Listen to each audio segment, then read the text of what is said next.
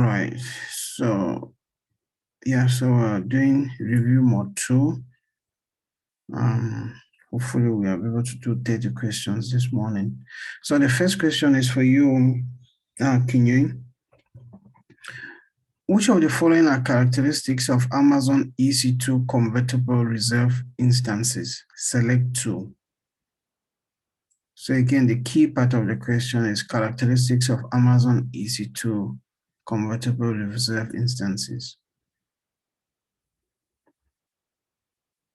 A, allows the change of instance, family, operating system, tenancy, and payment option, provides the most significant discount of the RI types and are best suited for steady state usage, has the capability to change the attributes of the RI as long as the exchange results in the creation of reserve instances of equal or greater value, allows you to match your capacity reservation to a predictable recurring schedule that only requires a fraction of a day, a week, or a month, allows you to change the attributes of the RI as long as the exchange results in the creation of reserve instances of equal or lesser value.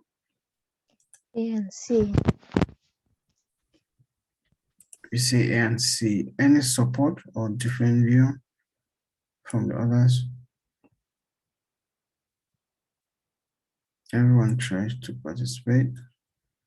Either on chat or say something. A and D for me. A and B? D. D, okay. A, B, C, D, okay. Let me see. A, B, C, D, E, sorry. Okay. E, A and right. A and E. Mm-hmm.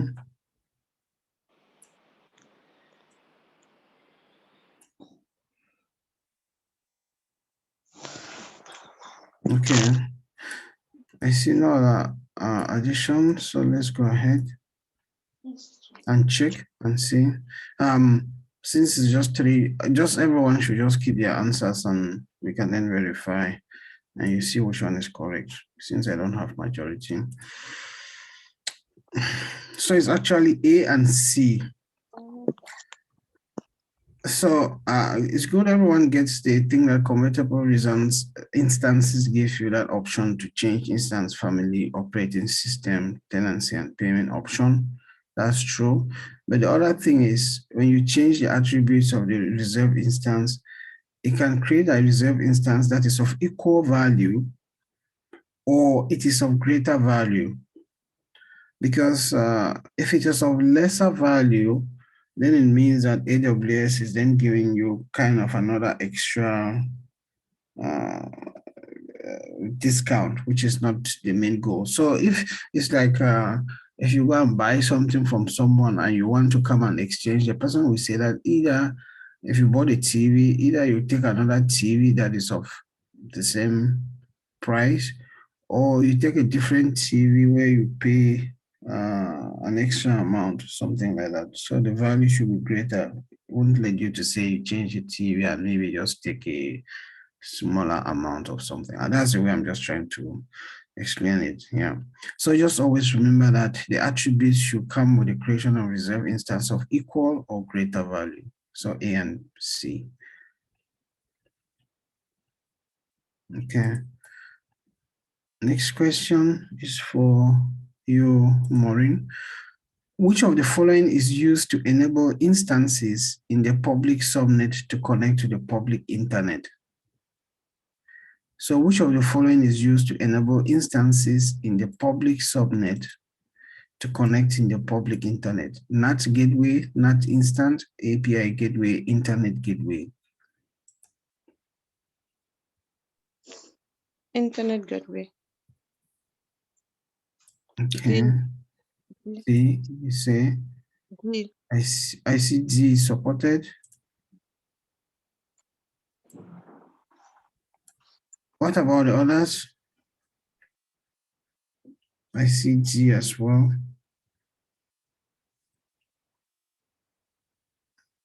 Okay, let me check that. Let's check. So it's correct, it's internet gateway. What is a NAT gateway used for? Anyone wants to say something on that? It enables the instances in the private subnet to connect to the internet. Great, that's correct. That's actually correct. So if you have instances in the private subnet and you want to connect them to the internet, you need a NAT gateway. And where is the NAT gateway always placed? Is it in the public subnet or in the private subnet? The public subnet. Yeah, okay, so those are things to know. The NAT gateway is always placed on the public subnet, and it helps instances in the private subnet to connect to the internet. What about a NAT instance? What does a NAT instance do? It's similar to the NAT gateway, right? A NAT instance is similar to the NAT gateway, but the difference is that the NAT gateway is managed by AWS, and the advice is to always use the NAT gateway. The NAT instance is just like an EC2 instance that is also placed in the public subnet that has been configured to behave as a NAT gateway. But then it is you, the customer, that manages that instance. You are the one who create the EC2 instance. You are the one who manages it, right? So NAT instance and NAT gateway will perform the same function, but the NAT gateway is managed by AWS and the NAT instance is managed by you. There are disadvantages in using the NAT instance, especially when it comes to things like traffic, bandwidth, and also if it goes down, the NAT gateway cannot go down because AWS makes sure that it's always available. So the NAT gateway is highly available. The NAT instance is not. Okay. So those are just some key things about to remember in regards to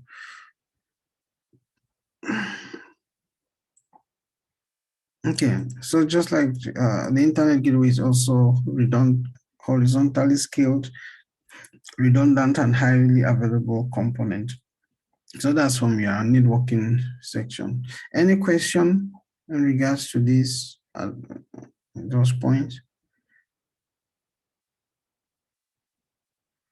API gateway is a service meant for creating, publishing, maintaining, monitoring, and securing APIs. Yeah.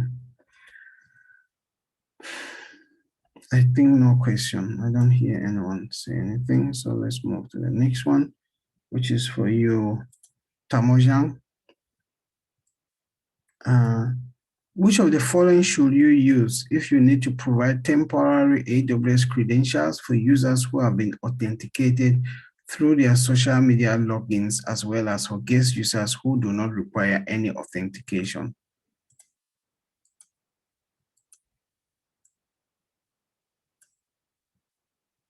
So that's what you are, Tamoyang. I'll go with C. Okay, you say C. What about the others? I see two people say B.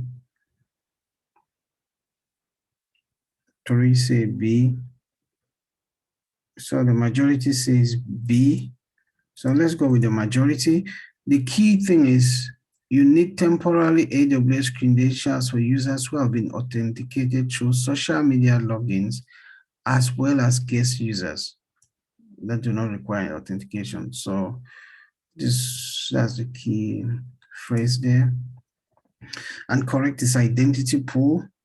And Amazon Cognito Identity Pool provides temporary AWS credentials for users who are guests and for users who have been authenticated and receive a token.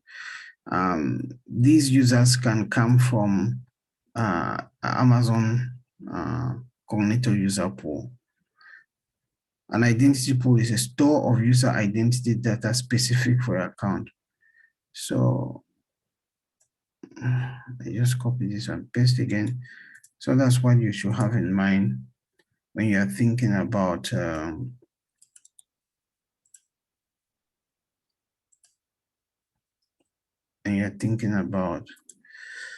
Amazon Cognito. So the identity pool, the Cognito user pool is just always a group of users. Yeah. is a directory. A Cognito user pool is a user directory in Amazon Cognito. It doesn't enable unauthenticated access. Single sign-on is a service that lets you centrally manage SSO access to multiple accounts. It does not allow any guest or unauthenticated users. So when you think of single sign-on, always we've mentioned that you realize that a company can have more than one account, and at times companies can have 50, 100 accounts. That's very possible. But imagine that if you have to go and sign into every account when you want to do something, how cumbersome that is. So AWS have a single sign-on. It's just a central way where once you succeed, it gives you, just as the name says, single sign-on. You sign into one interface, and then you see all the accounts, and you then pick which one you want to sign into, and then it uses the accounts that the credentials that you have signed in to sign into that other account. So you can think of single sign-on is similar to AWS organizations, but AWS organization is for managing accounts, centrally managing multiple accounts. The single sign-on is helping you being able to, just as it says, just signing in. You're not managing. You can be able to sign into one interface and have access to all the accounts. All right. Okay, sorry about Team Lawil, but nice you successfully joined. The next question is for you, Leslie. Which of the following will allow you to create data warehouse in AWS for your business intelligence needs? So data warehouse in AWS for business intelligence needs.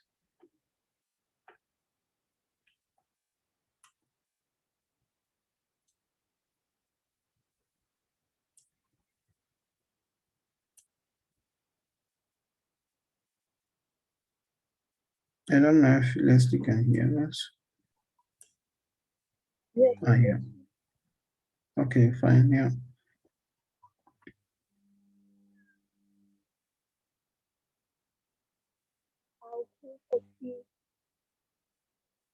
Sorry, C? Yes. C. Okay. I see the majority say A.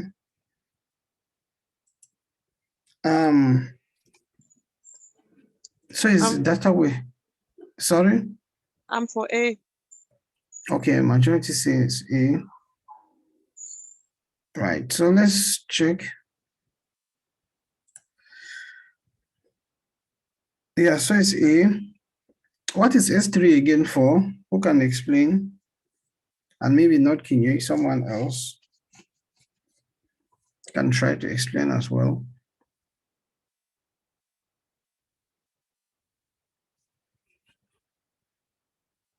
I think there's someone who can say, don't be shy. Storage is storage, static storage. Static storage. Okay, which other word again? Static storage, that's correct. There's another word that explains S3. Object storage, right? S3 is object storage. EBS is block storage. So always remember that. So S3 is static store. S3 is object storage that is used for storing static data like pictures. EBS is then block storage. But we're talking about data warehouse. What about DynamoDB? What comes to mind when you hear DynamoDB? It's storing a JSON file. Yeah, JSON, but what else again? What is key? Schemaless data. Schemaless data, that's correct. But schemaless data is a characteristics of which type of databases?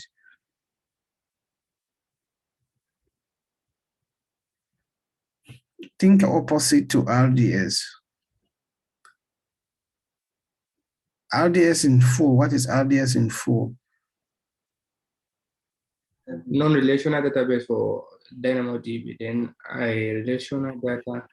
And for RDS is a relational database. Right. So DynamoDB, you always start with is a non-relational database, no SQL, and then which means, of course, schemaless, as you say, and key value, and this is written also in JSON format. So non-relational database is the major characteristics opposite to RDS. Yeah. So just make sure you have all those key terms always. Yeah. So all you papers, you said all the right things, but the key one is a non-relational database. Is no SQL, and then of course schemaless.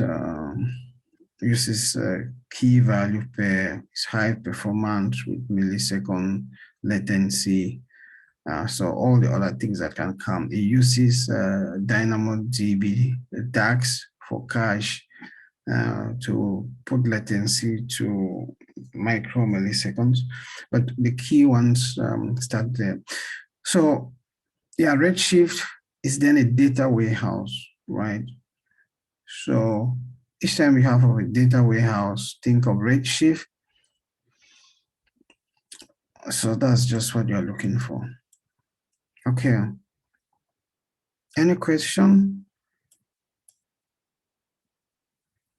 All right, I think we are fine. So let's move to the next one. Thank you all. So that will be for you, Adam. You are permitted to conduct security assessments and penetration testing without prior approval against which AWS resources? Select two.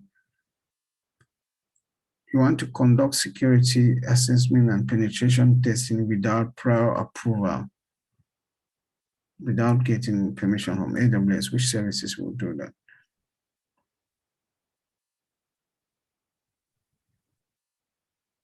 Amazon S3, security token, RDS, IAM, or Aurora.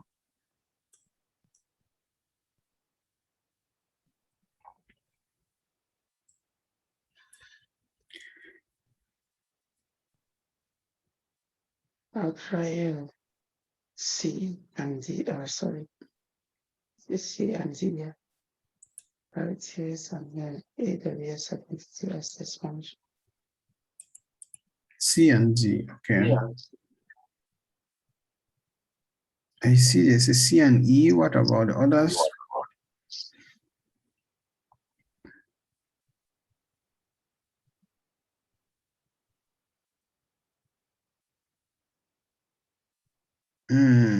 Did someone else say something?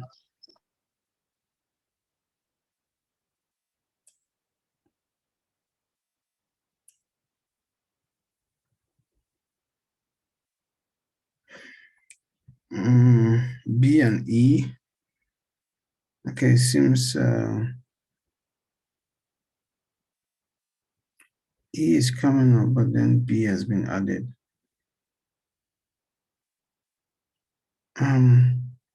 So everyone, it seems like everyone is doubting. So I'll just leave it on just B and C, but just leave it in there, but hold your answers and let's check which one is correct. Because let me not tick. So far I have C as B and E as well. So almost all the answers are picked, but let's see which one is correct. So it's C and E. I know this is one that you just need to learn by heart. AWS can allow you to do security assessment testing or penetrating, but the services that you can do that, these are the services. You can carry security assessment testing on these services. The ones that you cannot do are listed here.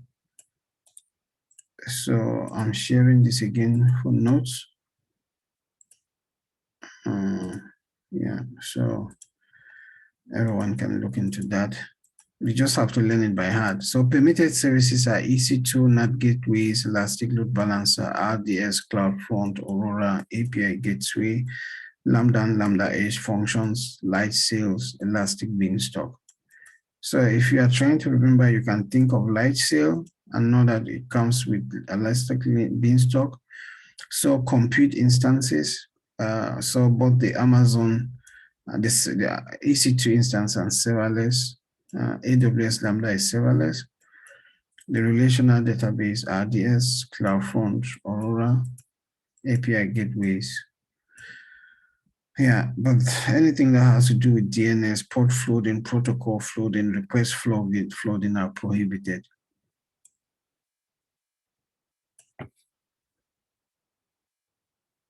Okay, that's fine. The next question is then going for Tim Lawyer. So 4 questions. Okay. Which is a machine learning powered security service that discovers, classifies, and protects sensitive data such as personally identifiable information, PII, or intellectual property? Tim Lawyer.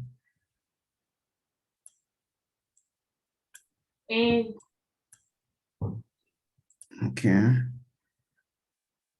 What about the others? I see that's supported. Okay. So notice machine learning security service that discovers, classifies, and protects sensitive data. And this data is referred to as PII. What is an example of personal identifiable information? Who understand what that means? Who can give an example of information that's referred to as PII? Your bank account details. Your bank account details, social security number, your full names, your date of birth. That's all. Should I say full name? I'm a bit doubting now. But date of birth, social security number, bank account, those are all PII, personal identifiable information. All right. Recognition, guard duty, cognito. Hope if you don't remember that, just think about that. Let's move to the next question to Tim Lawyer. What service will allow you to sell your catalog of custom AMIs in AWS? So what service will allow you to sell your catalog? So you are selling your catalog of custom AMIs in AWS. Amazon Mechanical Turk, AWS Service Catalog, Cloud Search, or Marketplace?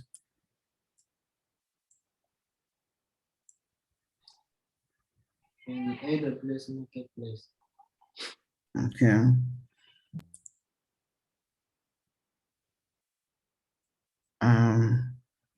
So remember, you are selling your catalog of custom AMIs.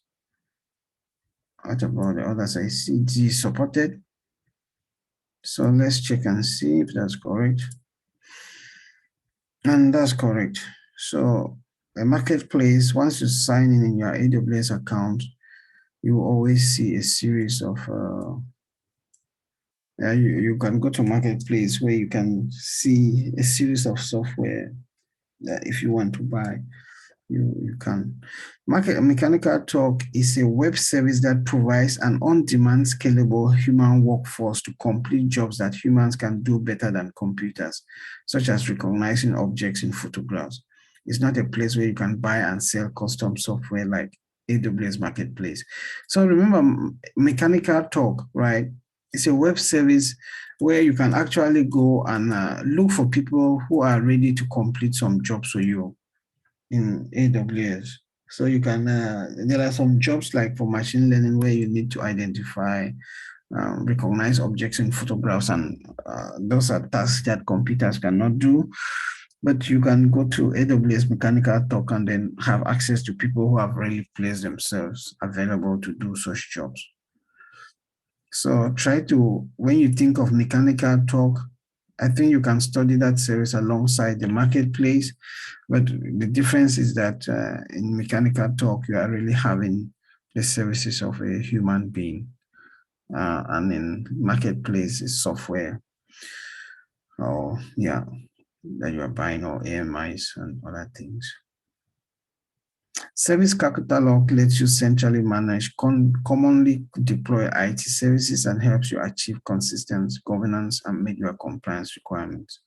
CloudSage is a search solution for your website or applications. So if you are trying to put a search solution on your website or applications, you can use CloudSage. All right.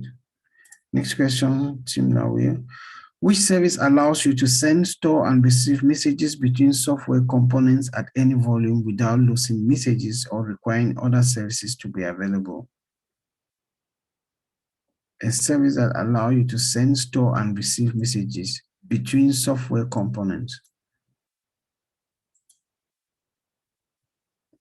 And especially you don't require that the other services should be available. What service can do that? Route 53, SES, SWF, SQS. Simple queue services. Amazon Simple Queue Services. Okay. What about the others? Okay, I see that's supported. So let's check and see. Okay, nice, that's correct. So remember the question is allow you to send, store, and receive messages between software components. What is another, who can explain a little bit what SQS is when you think of this phrase here, send, store, and receive messages between software components? What word will you use to describe SQS? Anyone can do that.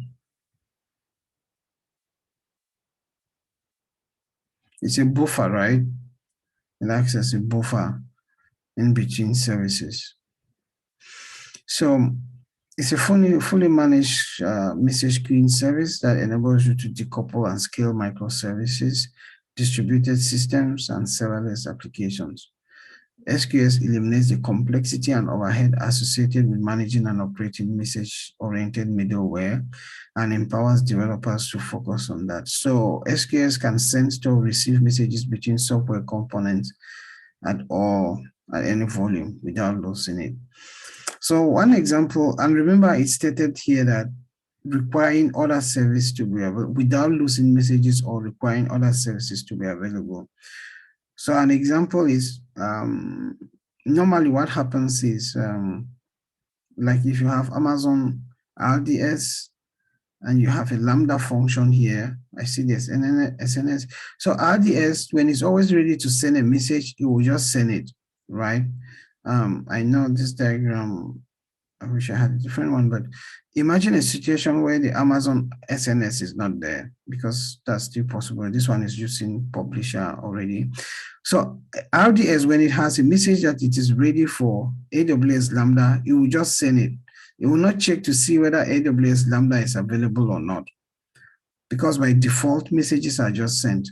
But SQS comes in, but what happens is if it happens that AWS Lambda is not available and the message is sent, then it gets missing, right? And maybe what it was supposed to do is not done, and it will not get a reply, and it will not know whether Lambda is available or not. So what happens with Amazon SQS queue is that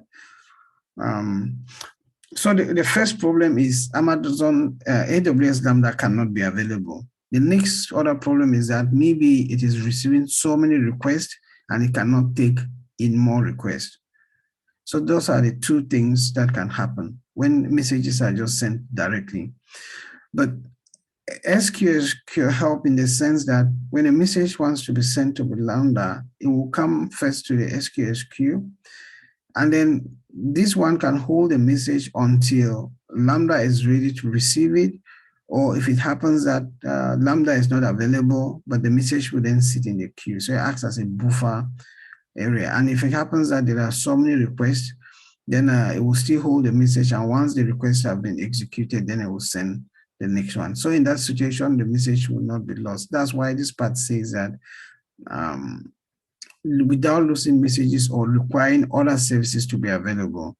So there could be a situation where Lambda is not available at all. So the messages are then first put here as a buffer zone before, while waiting for it to be available. So that's just like yeah, a brief why you need SQS there. Okay, next question for Timnawe. A website is experiencing varying levels of traffic throughout the day and is not fully consuming server capacity all the time. Which advantage does AWS Cloud provide over traditional data centers when it comes to handling traffic load? So website is experiencing varying levels of traffic throughout the day and is not fully consuming server capacity all the time. So not fully consuming server capacity all the time. That's key. So what does AWS provide over traditional center when it comes to handling traffic load? The elasticity. Okay. What about the others?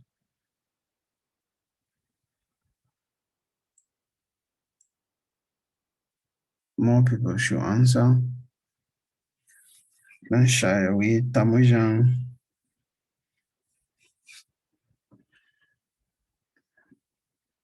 All right. Let's check and see. It's supported. So elasticity. As elasticity is the ability to acquire resources as you need them and release resources when you no longer need them. In the cloud, you want to do this automatically. Okay. Good. A customer has a number. I think that was the last question. Right? Everyone answered, or one more person? We answered four questions already. Okay, fine. So the next question is coming back to you, Kinyui. A customer has a number of on-demand instances running simultaneously to serve customer transactions. Occasionally, most of these instances do not perform any task when demand is low. What is a good cost optimization strategy to implement for this case?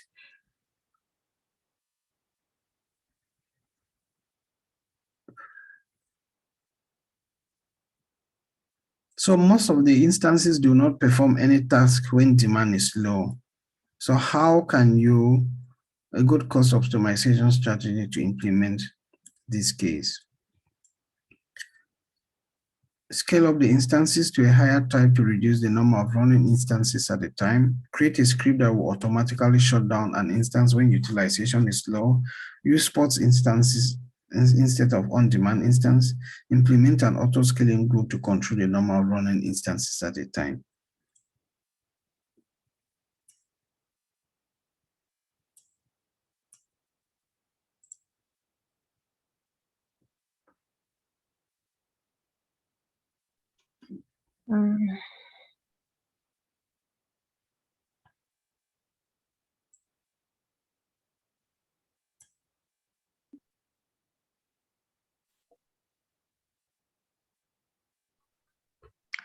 I'll go for C, since we're talking of cost optimization. Okay. C, you say. I see others.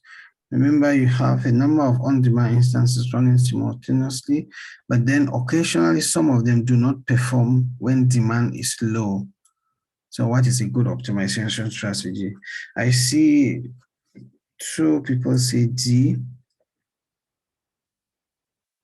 So one for C, two for D. No other comment. So implement an auto-scaling group to control the number of instances. So let's check on that. Yeah, instead, true is D. So remember, the only problem that the customer is having here is that at some point, demand is low, right? And then some instances are just idle. But you want to do cost optimization. If you use an auto-scaling group, it means that you then do it in such a way that maybe you can say you need at least 2 instances always running. And if it happens that transaction is high, one or more instances can be increased with a maximum that you can set, maybe 5.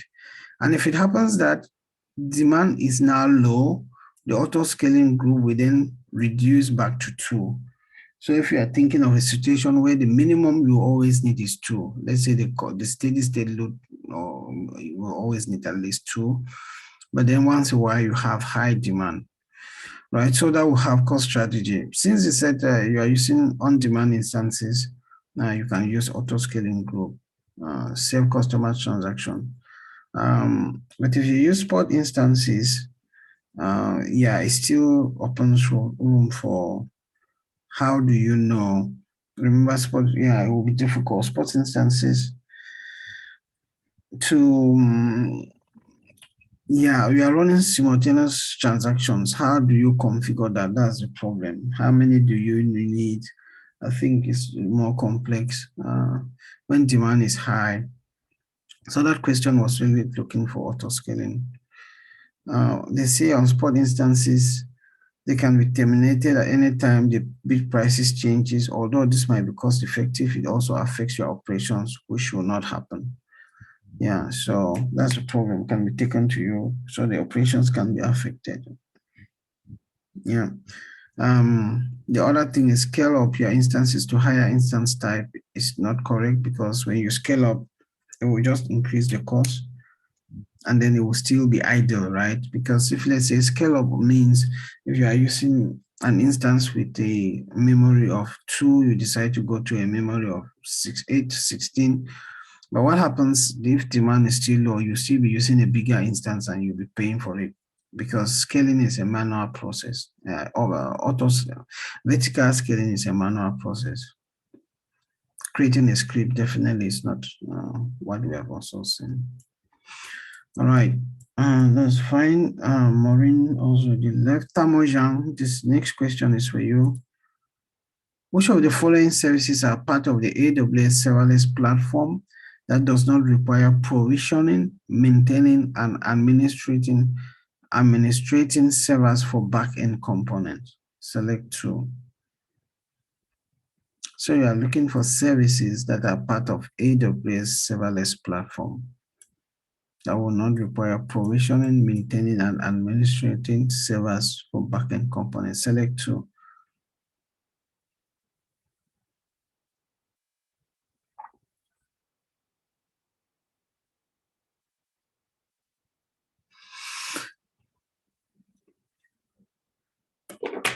I know that's a tricky one.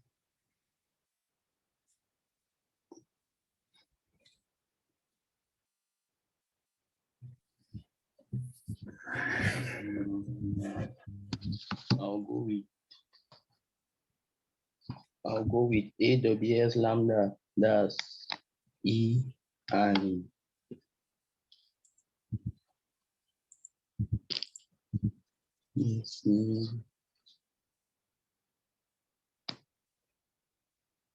I'll go with E and A.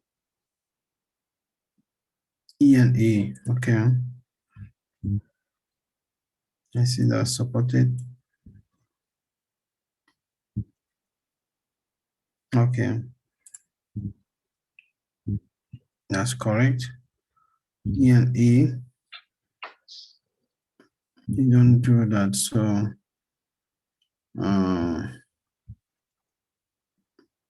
yeah, I don't have much to add here.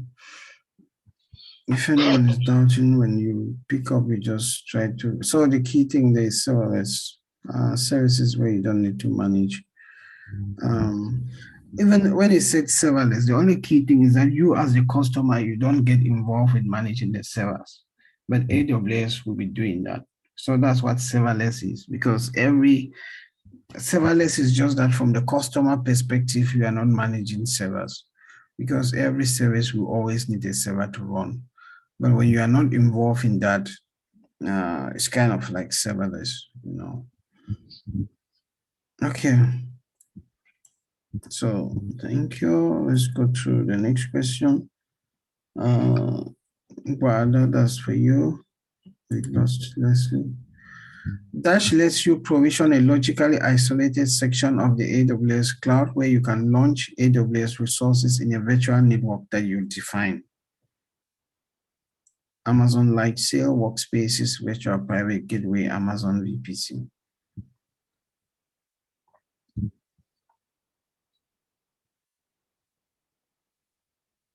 That's one word.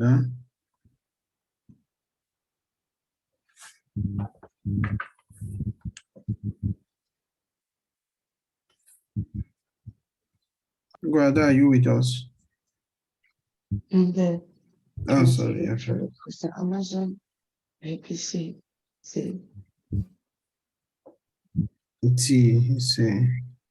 What about the others?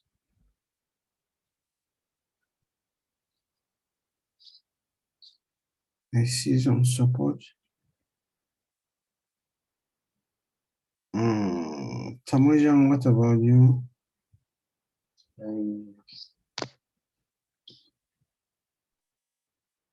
Everyone should try and answer that.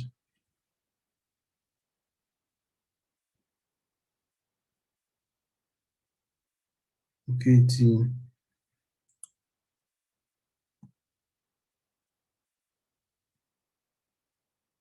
Okay, that's D, right?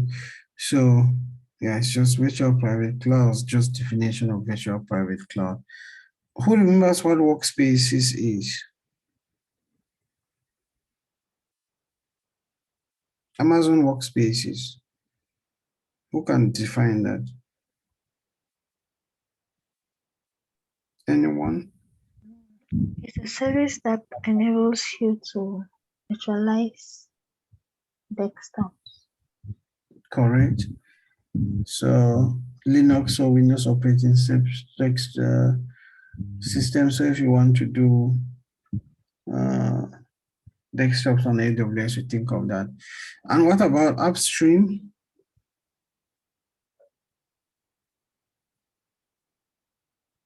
Who remembers what upstream is?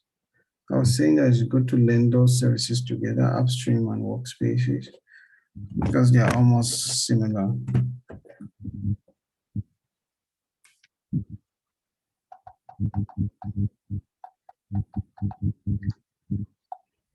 Yes, so upstream is, so Workspaces is for managing desktops. Upstream is for managing applications on desktops. So we don't have upstream here, but Workspaces is a desktop as a service solution, which allows you to provision either Windows or Linux desktops in just a few minutes. So you can manage desktops on, desktop as a service, right? Provide thousands of desktops to workers across the globe, right? So, yeah. So that's the two things you should remember. And then think of upstream, which is for managing applications running on your desktops. Thank you. Sorry, who answered that again?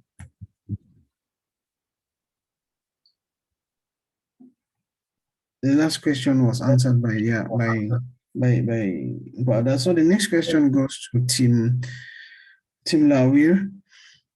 Which service allows you to add powerful visual analysis features to your applications that enables you to search, verify, and organize millions of images? Tim Lawir, which service gives you that? D, Amazon SageMaker. Okay, remember, I see people say C. Add powerful visual analysis features to your applications that enable users to search, verify, and organize millions of images.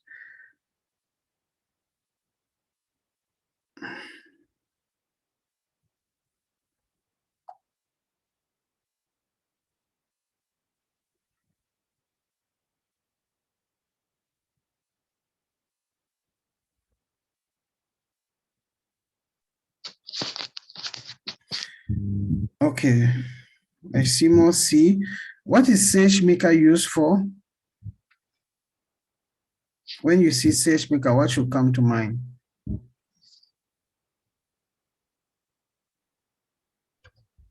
It's a machine learning service to Right, build and train good. applications or websites. Yeah. So when you see SageMaker, you think of machine learning. It's a service for machine learning on AWS. So Amazon Rekognition is the one that is for, you can be able to add powerful visual analysis features to your applications to enable easy search and organize. So that's Amazon Rekognition, right? Next question for Timla. Which of the following is true regarding the business support plan in AWS? So we're looking for what is true regarding the business support plan in AWS. Provides a 15-minute response time if your business critical system goes down.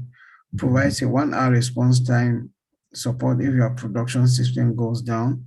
Provides a 1-hour response time support if your production system got impaired. Provides 15 minutes response time support if your production system goes down. Which one is true regarding business support plan?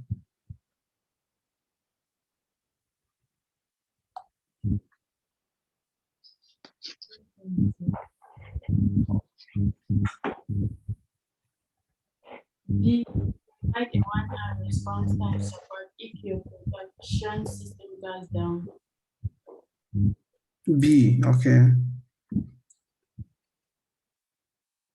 Okay, I see that's supported. Let's check and see. Yeah, so it's B. So we're talking about business support plan.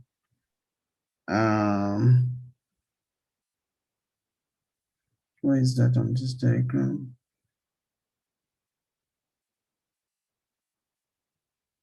Okay, I'm sure it's here. Okay, it's instead here. Business support plan. So production system down for less than 1 hour. But if production system is impaired, it's 4 hours, not 1 hour as stated in the question. System impaired 12 hours, general guidance 24 hours. So goes back to learning these different aspects. Yeah. Any question? Please remember to always, if there is something you need clarification, feel free to stop or ask a question. Yeah. So next question for Timla. Which of the following cloud design principles support growth in users, traffic, or data size with no drop in performance? A design principle that supports growth in users, traffic, or data size with no drop in performance.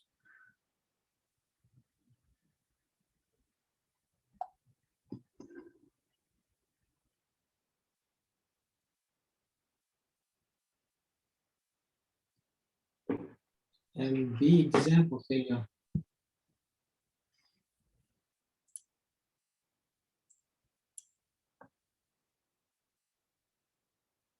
So remember, it's a principle that supports growth in users, traffic, and data size. I see the majority support A. So it comes to what is understanding what design for failure is, capability, since no one is picking the couple components. And yeah, so let's take the majority and then I ask a few questions here. So it's scalability, right? So remember, you're supporting growth in users, traffic, or data size. We're not dropping performance. Okay, what design principle will support design for failure?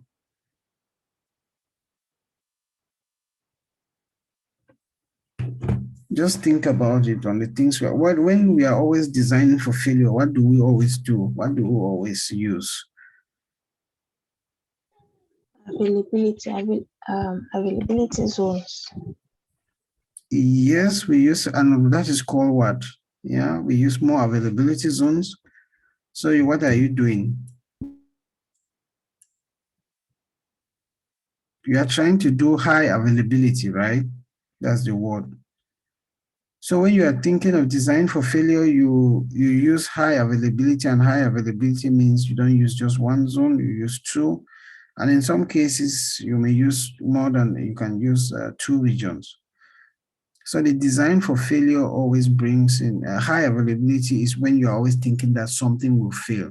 And in having that in mind, you then do high availability. But when you're thinking of users growth, that's when traffic is coming in more than you need, and scalability is what can help in that. You can scale, horizontal scaling or vertical scaling. Which service helps you decouple your components? Who remembers of a service that helps you decouple your components? SNS and SQS. That's correct. That's good. So SQS, we have seen it. So it helps you decouple your components. Because before, you will use one server and you have database on it, your web server on it, everything on it. But when you have a database sitting on its own, you have a web server sitting on its own, compute, all of those are separate. And as I was just explaining some minutes ago, once you have an SQS in between them, so you're decoupling those components. They are now running on their own and you can manage them separately.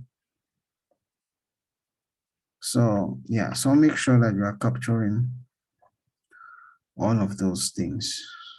Yeah, okay. I think the last person in Team Lawi, right? Or I think now. What service will help you create a highly available and scalable web page app in the cloud? Select 2. Team Lawi.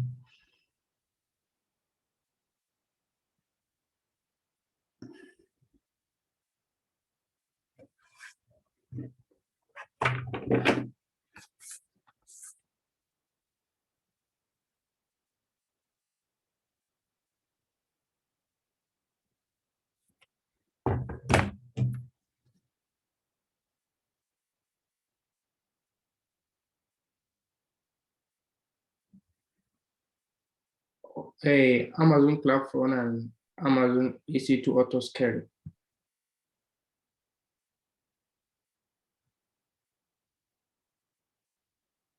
Sorry, you say CloudFront and autoscaling, right? Yeah.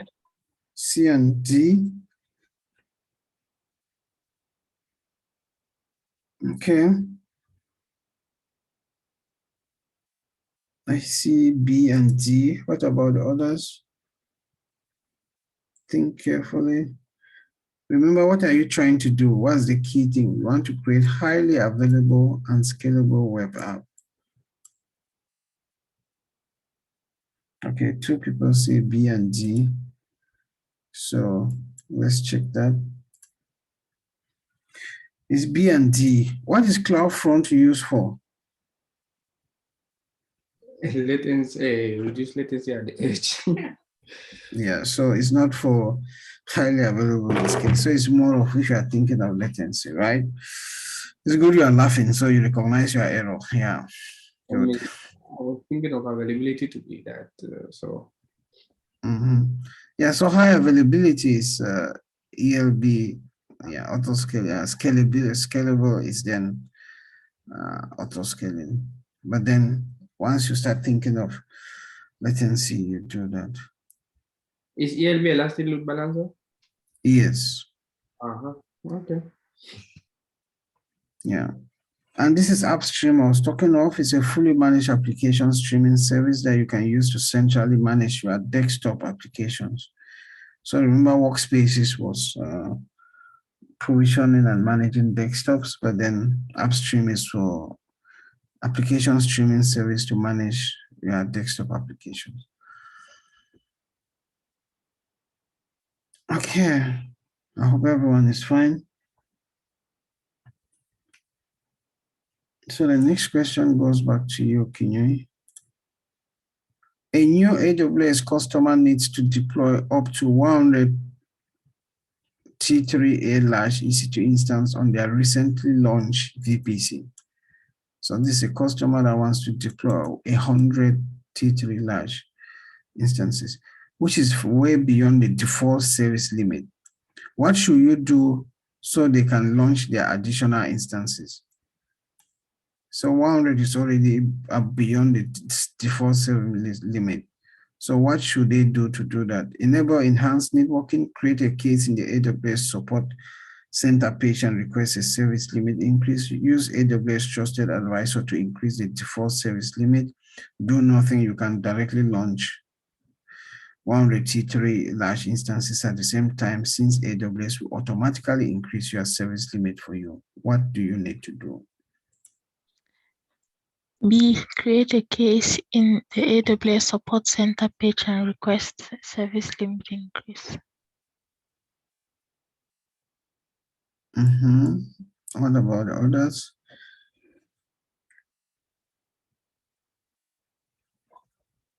I see B supported. All right.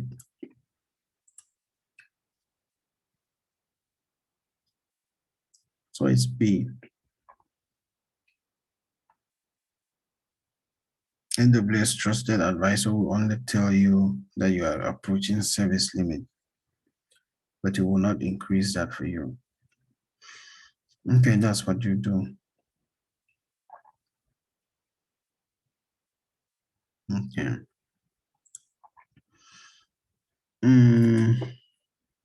Tamo Young, the next question is for you. I hope, yeah.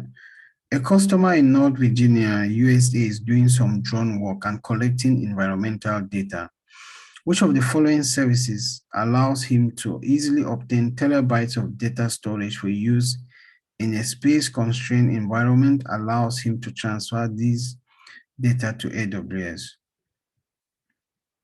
So the key thing is doing some drone work and collecting environmental data, but you are looking for a service that can easily obtain terabytes of data storage in a constrained environment and then transfer that data to AWS.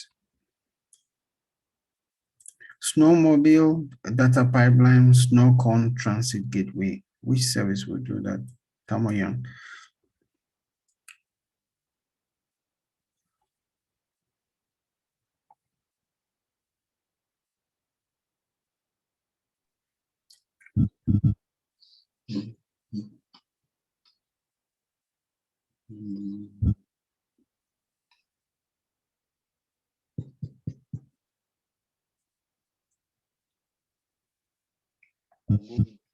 B. B. Okay. Two people say C already.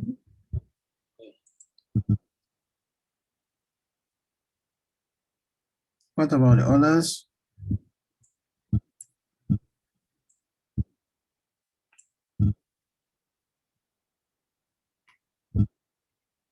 Okay, let's check C. Just remind me of what I posted also. I think I was trying to give, yeah, this is it. So just remember to review this, right? What is snow cone? And then snow edge. Snow edge options come with compute optimize and storage optimize. If you look compute optimize, it's 42 terabyte storage optimized, because it's more of storage, is 80 terabytes. And those, yeah, just want to remind everyone about, I saw those and I think it was easy to remember. But as I was saying, the key question here was, you're collecting data and you're trying to obtain terabytes. Snowcon will support terabytes, and I think up to 8 terabytes. Let's see. Yeah, 8 terabytes of connected storage. Yeah, so this is terabytes, right, in a constrained environment, and then you can transfer that in AWS. So this is used as a storage option. But data pipeline, yeah, so this is the explanation again. Data pipeline is a solution for providing data storage in outdoor locations and transporting No, so okay, I was reading something else. Is there the instance is incorrect since this service does not offer an easy solution for data storage. Data pipeline, let me see. Let's check also what that is. I can't remember exactly. What is coming to my mind is continuous integration. But I think there's something else. So let's see. That's not what I'm looking for. AWS data.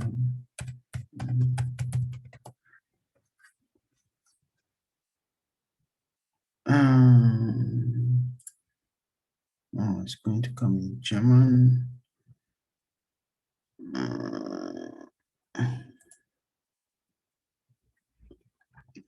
AWS Data Pipeline is a web service that helps you reliably process and move data between different AWS compute and storage services, as well as on-premises data sources at specified intervals. With Pipeline, you can regularly access your data when it's stored, transform, and process it at scale, and efficiently transform the results. So Data Pipeline is more of a service that you're moving data between compute and storage services, and as well as on-premises. But remember, in that question, we didn't have that specification. So let me just put it here. If you are looking to have more information on that. Snowmobile is incorrect. You can transfer up to 100 petabytes. So you can use Snowmobile when you are really using large amounts of data, petabytes, which is very much. You can, but so the point is, you'll be a lot of wastage. It's like using a machine gun to kill a fly, right? Instead of a broom. So Transit Gateway is incorrect since the service enables you to connect virtual private clouds and their on-premises networks. Okay. Right, so next question goes to Wada. Which of the following is best suited for loading for load balancing transmission control protocol? Which of the following is best suited for load balancing transmission control protocol, user datagram protocol, and transport layer security traffic, and has the capability of handling millions of requests per second while maintaining ultra low latencies?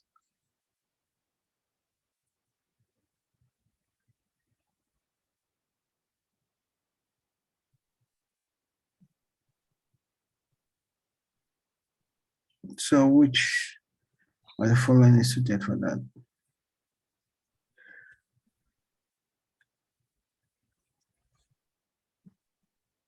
It starts with none of the above. That's funny. Network load balancer, application load balancer, gateway load balancer.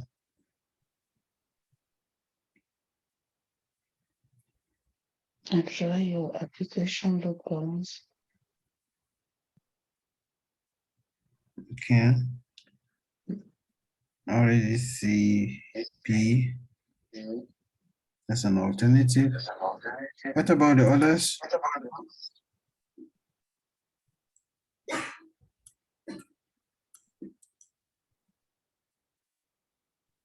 So this is from the networking model.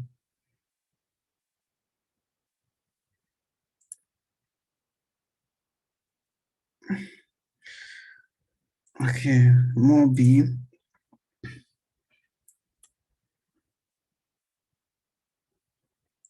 Yeah, so application load balancers support what? What kind of protocol will application load balancer support? HTTP and HTTPS. Yes, HTTP and HTTPS. Network load balancer will do TCP, UDP, and TLS. And the other key thing about network load balancer is that it handles millions of requests per second while maintaining low latencies. So if you see this network load balancer, it's best suited for TCP, UDP, TLS, and then capable of handling millions of requests per second while maintaining that. Is also optimized to handle student and volatile traffic patterns. But application load balancer is for HTTP, HTTPS, as mentioned by Kinyoi. Then remember, it also supports. So if you are looking for path-based and host-based routing, you use application load balancer, right? We were reviewing that, I think, on the last session. So it's the one that will support path-based and host-based routing of traffic. You see what path-based and host-based means when we do solutions architect associate. Yeah, so gateway load balancer is a layer 3 traffic through which third-party virtual appliances to its intended targets. It's not designed for network load balancer those, yeah. Okay.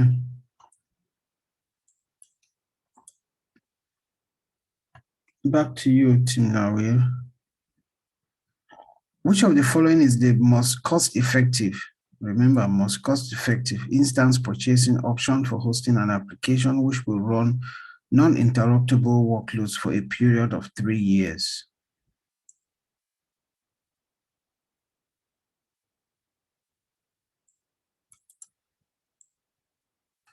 Once you read that, something should start coming to your mind.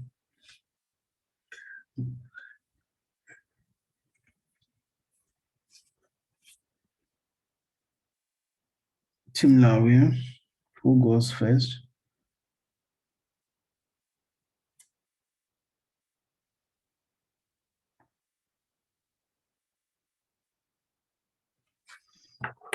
Amazon EC2 standard reserved instance.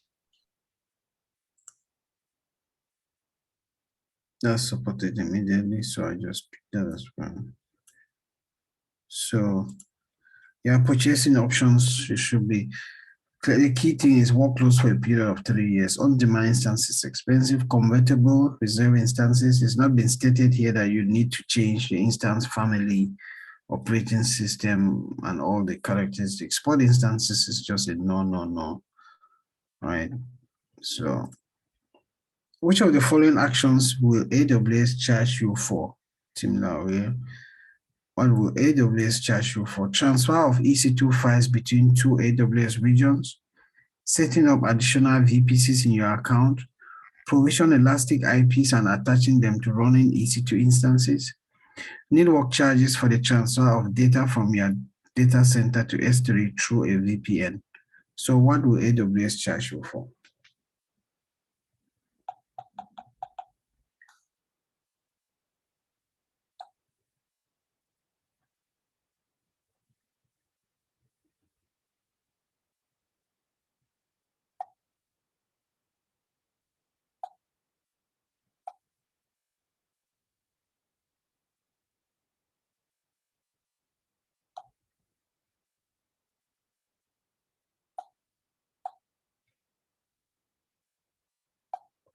It's a tricky question, but just, sorry? Transfer of EC2 files between 2 AWS regions. All right. What about the others? Okay, the others say A. Yeah, so when can, let's check first. When can C be possible? When can you be charged when you provision elastic IPs? That's when I'm asking. When you don't attach them to an EC2 instance. That's correct. So if you provision elastic IPs and don't attach them, you'll be charged because you are then just wasting it. But once you attach it to an EC2 instance, then you are not charged. All right, network charge, that is not charged by AWS for sure.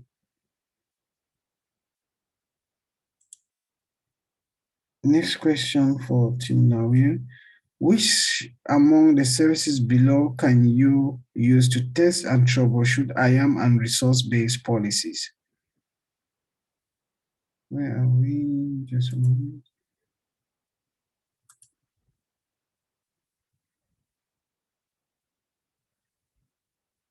Okay. Which of the following, sorry.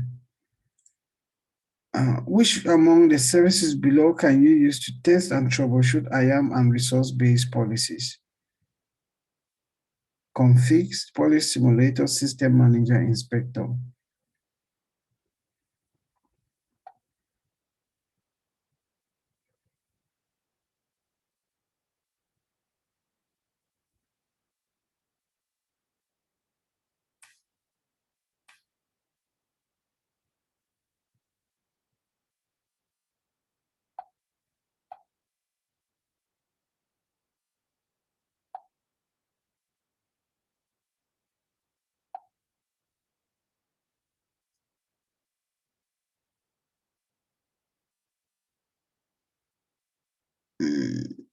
Any answer, Timlawir?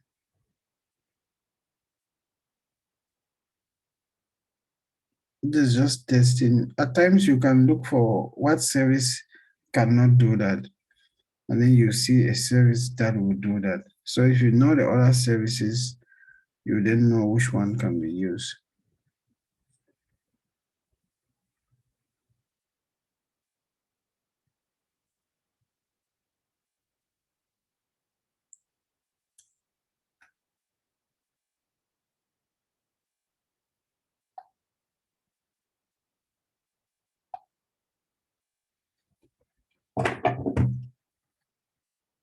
Yeah, I was thinking something is wrong with Timlawir.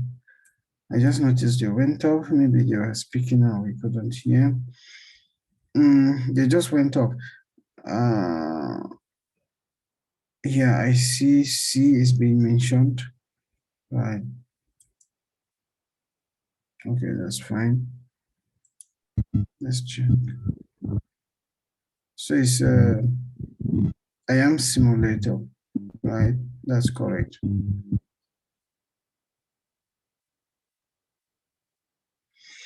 Yeah. Okay, so we lost Timlawir. I'll go to the next question. We'll come back to you, Kinyui.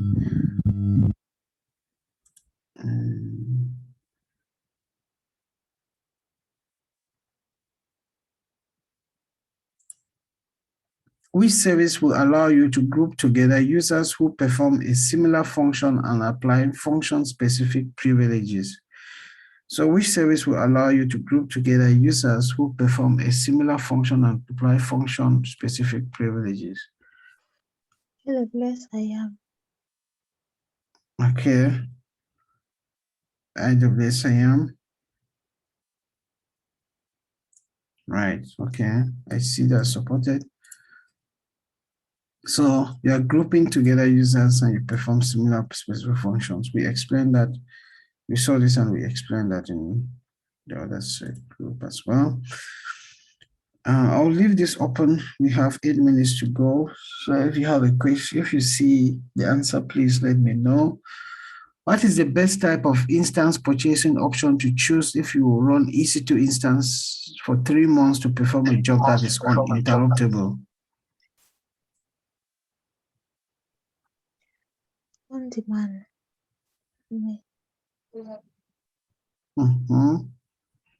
So you are running a job for 3 months that is uninterruptible. What about the others?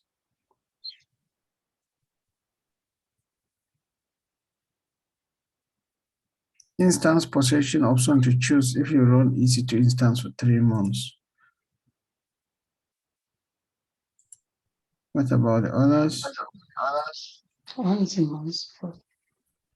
Support on demand, okay. Oh, sorry, I didn't see that any.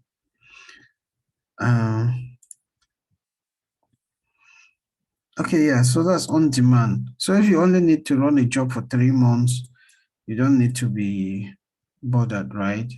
Yeah, you can use reserved. Why will you not use spot instances in this situation? Because you want the Because job on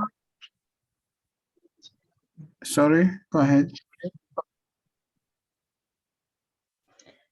you want the job uninterruptible with spot instances. Yes. It's for interruptible So workloads. yes, with spot instances, it's for interruptible workloads. But if you want your job to be uninterruptible, you need you don't need spot instance. You don't use reserve because reserve is for 1 year, 3-year term. Dedicated is when will you use a dedicated host? Bring your own Bring your license. own license. Yeah, BYOL. So it's not the case here. Yeah, Tim Lawler, I noticed here you had connection issues and you had to step back. Hope it's okay now, but I just have the questions open now. So once I read a question and anyone sees the answer, we have 5 minutes. You can just come up. I want us to hit 30 questions. So which of the following are the best practices that can help secure your AWS resources using AWS IAM service? So what are following best practices that can help secure your resources? So best practices to secure resources using IAM. you can list privilege and lock away your AWS account towards user access key. List privilege, not permits. Last one. Okay. What about others? SCC and E supported.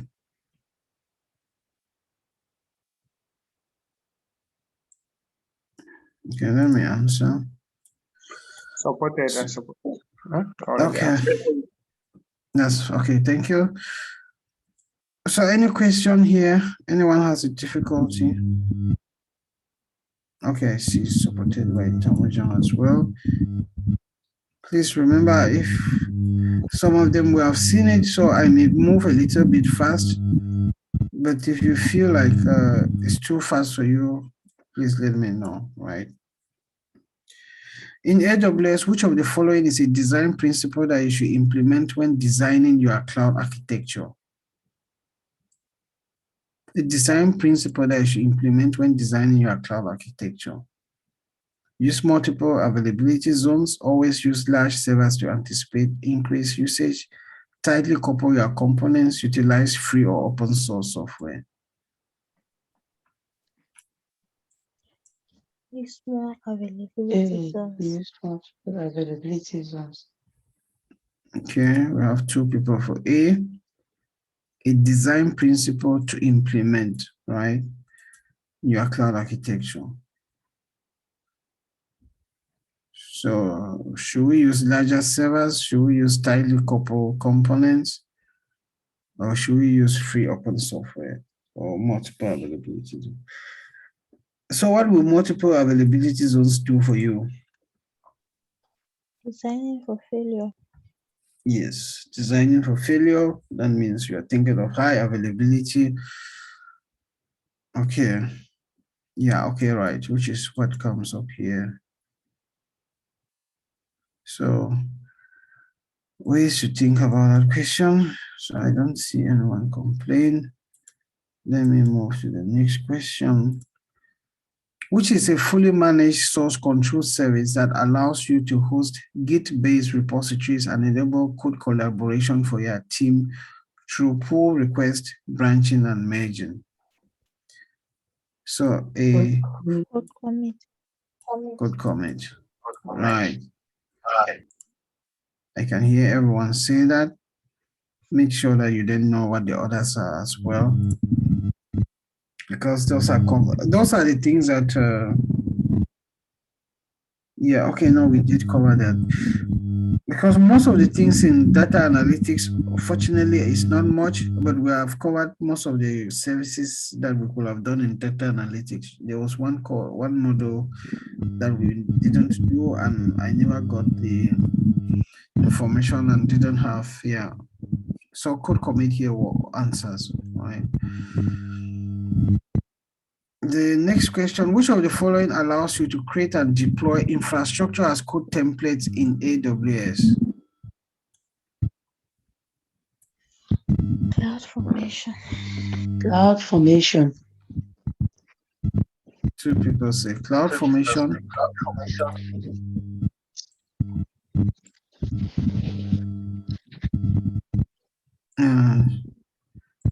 Yeah, Tamojang, I think the noise is from you. I don't know why it's your speaker is doing that. But if you want to, yeah, you can always just unmute and say, yeah. So cloud formation. Oh no, today is Monday. Okay.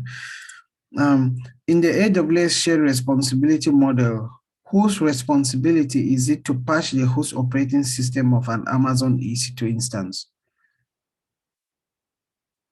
You are patching the host operating system. Think again. These new parts are some of the AWS. quickest and easiest to get. AWS. Okay. Patching the host operating system responsibility. D. This goes back to what we've had.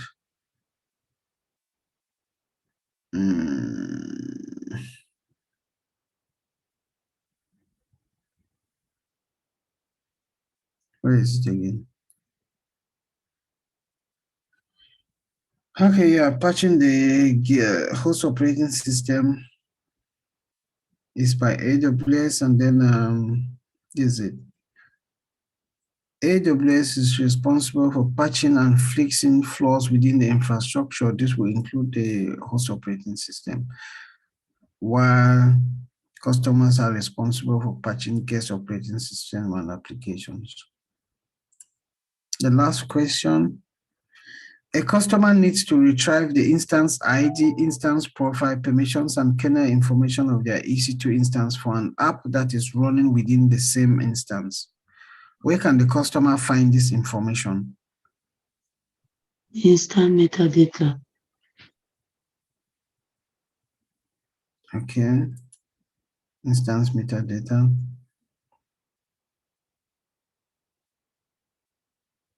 And I see supported. Supported. Okay, that's fine.